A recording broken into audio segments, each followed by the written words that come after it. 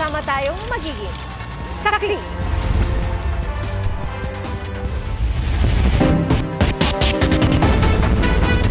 Habulan sa dagat, nauwi sa banggaan. Nagsalpukan ang dalawang barko ng China sa gitna ng paghabol nila sa barko ng Philippine Coast Guard sa Bajo de Masinloc sa West Philippine Sea. At nakaranas din ng pangaharas ang mga barko ng Bureau of Fisheries and Aquatic Resources o BFAR. Saksi, si Rafi Tima. Sa gitna ng paghabol sa barko ng Pilipinas na BRP Suluan,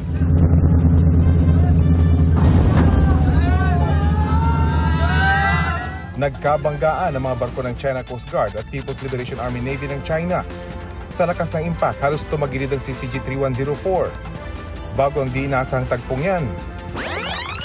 Kalahating oras hinabol ng CCG-3104 at PLA Navy 164 ang PRP Suluan habang patungo ito sa Bajo de Masinloc na pasok sa Exclusive Economic Zone ng Pilipinas. Tila iipitin pa yata kami nitong dalawang barko.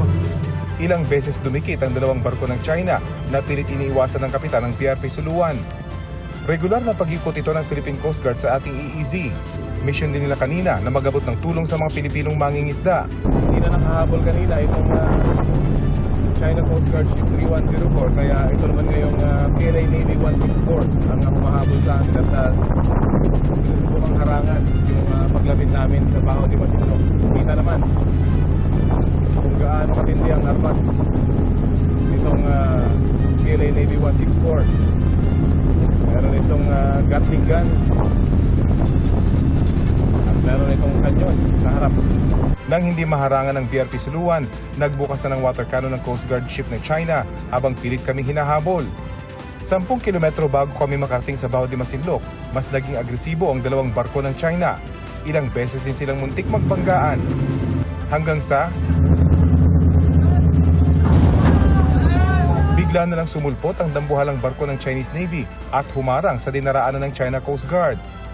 Sa anggulong ito mula sa aking 360 camera, makikita ang BRP Suluan ang matutumbok sana ng Chinese naval ship. Mabilis lang nakalagpas ang barko ng Philippine Coast Guard, kaya mga barko ng China ang nagbanggaan. There was a miscalculation on the part of the PLA Navy when it did a very sharp turn. Siya yung bumangga, no, sa China Coast Guard vessel. Wasak ang nguso ng CCG-3104. Hindi pa tiyak kung may nasaktan mula sa mga nagbanggaang barko. Ang PCG niradyohan naman ng China Coast Guard para tumulong. This is PRP Suluan 4406. This is the Philippine Coast Guard vessel. Should you need any assistance, we have medical personnel on board. Hindi sumagot ang barko ng China Coast Guard. Habang ang PLA Navy 164, lalo naging agresibo sa paghabol.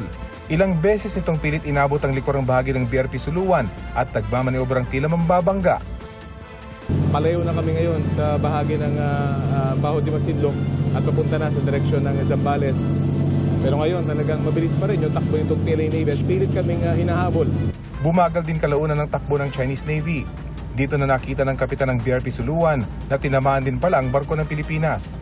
Bumaluktot ang flagpole ng BRP Suluan matapos dumikit at bumangga rin dito ang barko ng PLA Navy nang magkabanggaan sila ng China Coast Guard. Kalaunan, tumigil na rin sa paghabol ang PLA Navy habang palayo na kami sa Bajo de Masinloc. Ang mga sasakyang pandagat ng Bureau of Fisheries and Aquatic Resources nakaranas din ng pangaharas. Hindi bababa sa 25 barko ng China Coast Guard at Chinese maritime vessel ang nakapalibot sa Bajo de Masinloc. Nag-radio challenge pa ang China na sinagot din ng BFAR. This is China Coast Guard 4406. We are conducting a water patrol in accordance with the law in the waters of Nangya Island of the People's Republic of China. Agad ding sumagot ang BFAR. We must take leave of our route and are reminded of your obligation for safe conduct by the 1972 International Regulation Preventing Collision at Sea and the 1982 United Nations Convention on the Law of the Sea. Bandang alas 8 ng umaga, nag-shadowing ang China Coast Guard Vessel 3306 sa gilid ng Multi-Mission Offshore Vessel o MMOV na Dato Bangkaya. Sa di kalayuan, binugahan na rin ng tubig ng CCG ang isa pang partner MMOV ng BFAR na Dato Sumkat. Maya-maya, nagtangka na rin silang i-water cannon ng Dato Bangkaya. Hinarangan at sinundan din ng China Coast Guard ang BFAR vessel lalo nung lumapit sa Bajo de Masinloc. Sa kabila ng naranasang pangaharas, idiniretso ng BFAR at Philippine Coast Guard ang Kadiwa Mission. Tinagpo nila ang mga mangingisda sa palibot ng Baho de Masinloc para mamahagi ng bigas, tubig inumin, grocery packs, gamot at diesel. Napakalaking tulong po nito sa amin dahil po sa magkakaroon po kami ng kaunting bawas na gasto sa aming bangka. Hindi po kami makakilos na malayong maigi ay gawa ng nandyan nga po sila parang harang kaya hindi po kami makakilos masyado. Para sa GMA Integrated News, ako si Rafi Tima ang inyong saksi. Ang paninindigan ng Pilipinas, bahagi po ng bayan ng Masinloc, Zambales, ang Baho de Masinloc at nasa loob din ng 200 nautical mile exclusive economic zone at continental shelf ng Pilipinas. Ayon po sa DFA, kinikilala ng bahagi ng Pilipinas ang Baho de Masinloc batay sa mga sinaunang mapa gaya ng Murillo Velarde map na inilathala noong 1734 at tinaguri ang Mother of all Philippine Maps. Noong Abril ng 2012, nauwi sa 2 buwang standoff ang pagkakadiskubre roon ng mga Chinese fishing vessel na naglalaman ng mga coral, giant clam at iba pang yamang dagat na iligal umanong nakolekta. Aarestuhin sana sila ng Philippine Navy pero hinarang ng mga Chinese ship. At Hunyo ng taong yon, iniutos ang pull-out ng mga barko ng Pilipinas dahil sa bagyo. Ang sabi noon ng DFA, magpo-pull out din ang mga barko ng China. Pero hindi po yan ginawa ng China. At sa ulat ng Asia Maritime Transparency Initiative, nagresulta yan sa de facto transfer of control ng Baho de Masinloc sa China. At January ng 2013, dumulog ang Pilipinas sa Arbitral Tribunal ng Permanent Court of Arbitration para questionin ang 9-dash line claim ng China. Isa po sa mga nakasaad sa Arbitral Award na inilabas noong 2016, may traditional fishing rights ang iba't ibang nationality sa Baho de Masinloc at paglabagaan nila sa nasabing karapatan ang pagpigil ng Chinese ships sa mga Pilipino na mga isda roon. Hindi po kinilala ng China ang ruling at makailang ulit pa rin hinaharas ang mga barko ng Pilipinas sa Baho de Masinloc at iginigit pa rin ng China na teritoryo nila ito. Hindi uurong ang Pilipinas sa pagtatanggol ng soberanya nito. Yan po giit ni Pangulong Bongbong Marcos, kasunod ang panibagong pangaharas ng China sa Baho de Masinloc. Saksi, si Marie Zumali. We have never instructed any of our vessels to back out. We have a duty to perform, and that is to defend the country. So no, we never back down. Hindi raw nang hahamon, pero hindi rin nagba-back out. Ayon kay Pangulong Bongbong Marcos, yan ang paninindigan ng Pilipinas sa kabila ng panibagong insidente ng paghahabol at pag-water cannon ng mga barko ng China sa Baho de Masinloc. Kung tutuusin, ayon sa Pangulo, wala raw Pilipinong gustong magkagyera, kahit sundalo o Coast Guard pa raw. Ginagampanan lang daw nila ang kanilang sinumpaang tungkulin. Kinundin na rin ng ilang grupo at mambabatas ang insidente. Dapat mas paigtingin ang ating civilian missions in the area, including yung mga ganyang supply mission na ginagawa ng BFAR at gayon din ng mga ordinaryong mamamayan. Gate ng China Coast Guard, legal ang pagpapalayas umano nila sa mga barko ng Pilipinas na nanghihimasok nila sa Huangyan Dao, ang tawag ng China sa Baho de Masinloc at bahagi raw ng kanilang teritoryo.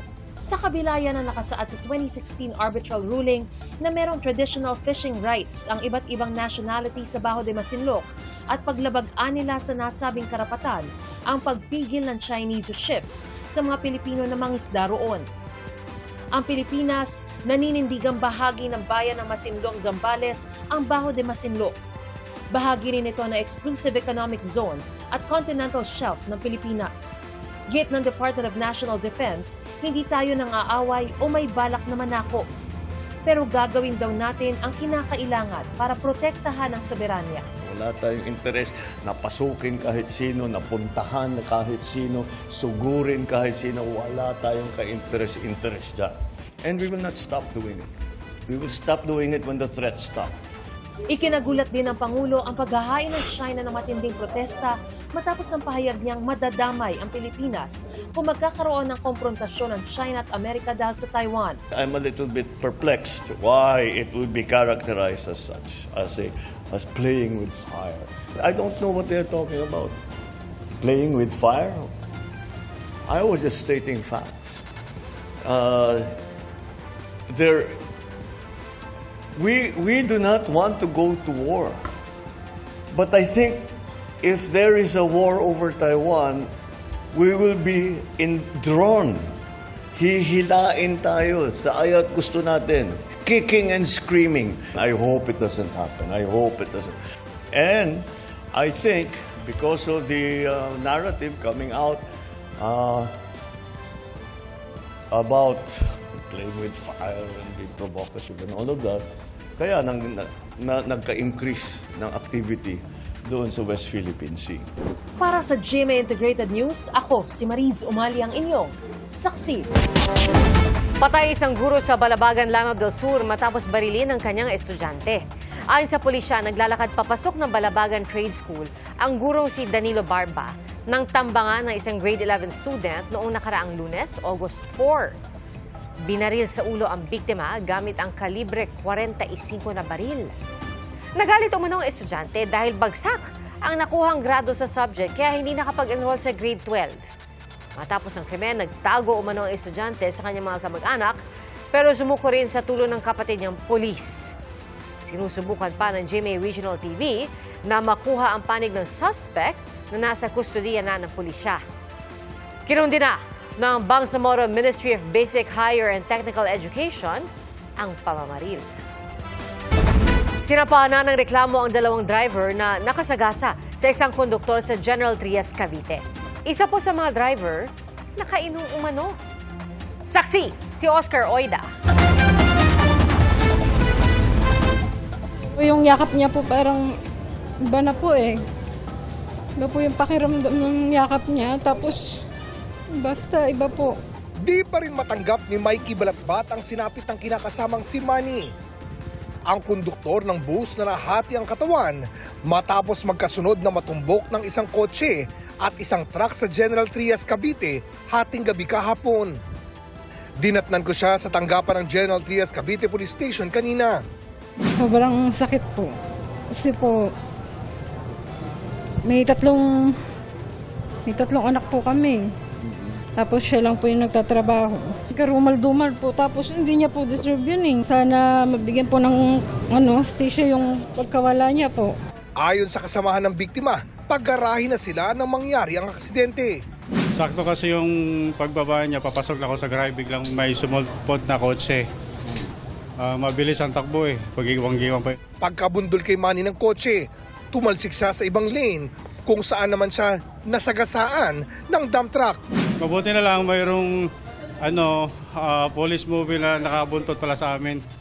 Kaya pinahabol ko yung nakabangga na kotse. Sa ngayon ay naaresto na pareho ang mga driver ng kotse truck na nakadisgrasya sa biktima. Ang driver ng kotse na unang nakasapol kay Manny, nakainom ayon sa mga pulis. As a result also ng medical examination ng driver ng kotse, nakainom po siya, intoxicated.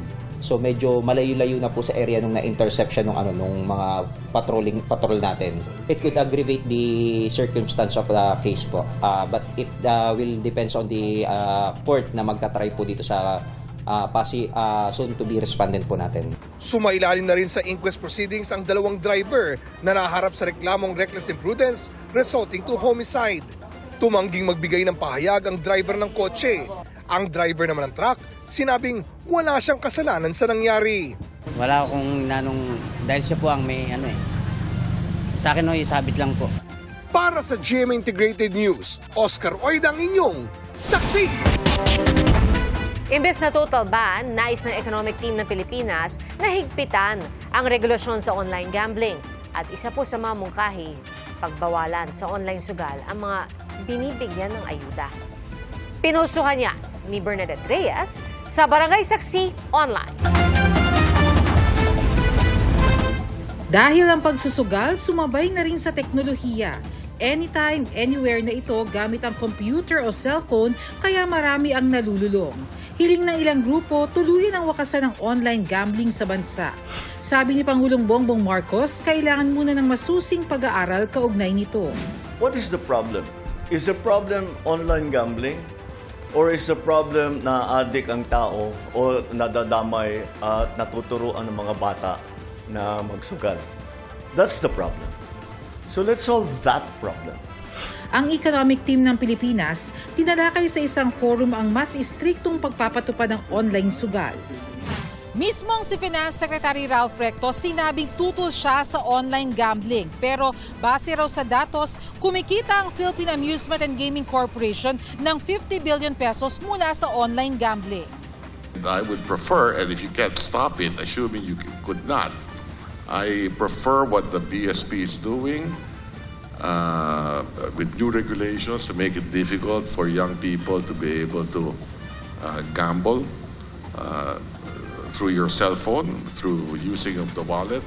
Ayon sa Bangko Sentral ng Pilipinas, mahalagang malaman ang profile ng gustong tumaya sa online gambling. Iminungkahi nilang pagbawalang lumahok sa online sugal ang mga binibigyan ng ayuda. You can't just go to your phone and then press one icon and then you're in a gambling site. We want it to be more difficult. No government employees, which relies on a good KYC system. No one who receives ayuda, I think, should be allowed to gamble. Tinanong namin ang mga kapuso online kung ano ang masasabi nila rito. Tanong ng isa, kaya bang mapili ang mga pwedeng maglaro online? Mas mabuti pa raw na tuluyan na lang itong buwagin. Pareho rin ang tanong ng isa. Paano raw mamomonitor ang mga tumatanggap ng ayuda na nag-o-online sugal?